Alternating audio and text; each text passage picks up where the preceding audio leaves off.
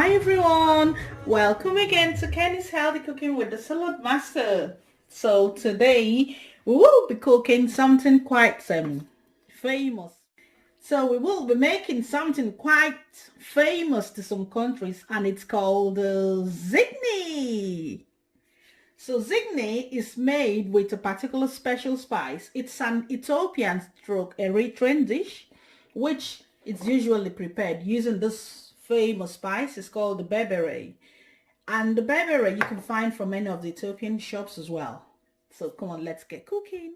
Today to make the Zigni, I've got 8 onions. I've washed it. You can use any one of your choice as well. I've got 4 white and 4 red. I'm going to slice this. I'm going to actually grate it using the cone over there, which is that one. I'm going to use that one to grate it. And then I've got the berbere spice itself. I've got 3 teaspoons in here, which is the main spice used in making the Zigni. I've got my favorite cubes. I've got all-purpose seasoning, about ½ teaspoon. I've got my ginger and my garlic, about 3 cloves. I've got my tomato puree. You can use any one of your choice. This is about 2 teaspoons in here. I've got my tomatoes nicely chopped. I've got 4 medium-sized tomato in here. You can also add your green pepper. Some people like to add the green pepper, so you can add this as an option as well. Nicely chopped and cubed. So I've got my beef here nicely chopped.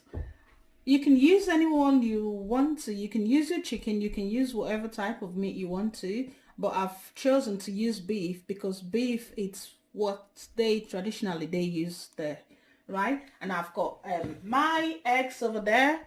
I've got my boiled eggs, which will be going in lastly. So come on then, let's get cooking. It's usually prepared with lots of oil.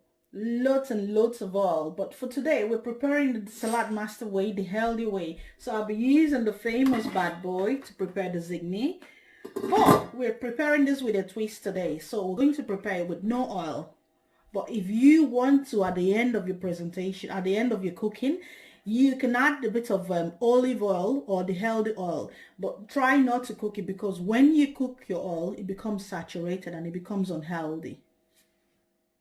Use the cone one to grate the onions, because it's usually grated quite fine. If you want to use your knife in doing this, you have to slice it quite tiny. So whichever way, but I'm using my cone with this dish now. Can you see that? So you can use either cone 1 or your cone 2 to grate the onions quite fine. And don't forget to use the finger guard for little small sizes. When it's getting quite smaller, you can always pop it on your finger guard. Remember, this machine, you can get it absolutely free. You're not meant to buy this machine. Right, come on. There we go. Finished look of the onions. I've actually used cone 2 to grate it.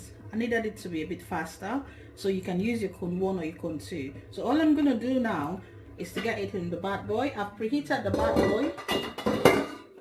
Yeah, and just put it in there.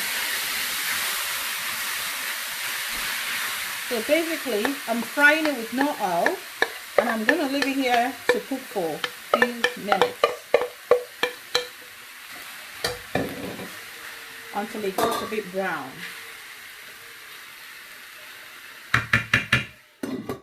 One to grate your ginger and your garlic, or you can use the paste, the ready-made ones as well. Right, so what I've done here, I've tried to fry the onions until it gets a bit brown. That's the way they do it. Yeah, so the next thing I'm going to do now is add some tomato puree. You can add any one of your choice. That's what I've got here, the tomato puree. That's basically about 2 teaspoons here.